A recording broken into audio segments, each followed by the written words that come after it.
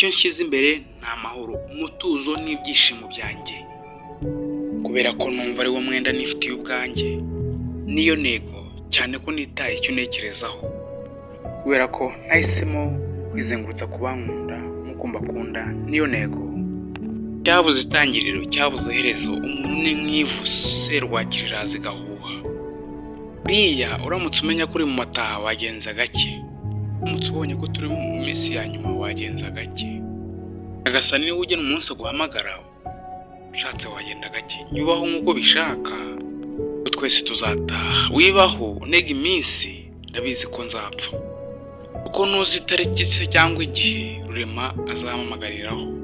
Nshuti yanjye, ntiwagarura igihe wataye, ariko wahagarika guta igihe. Ariko we, twapfuye iki kutakinkunda nka mbere? Ndabwira wowe utanezezwa n'ibyo nkora. Uribuka ko umuhanda ujya mu ijuru udaca iwanyu?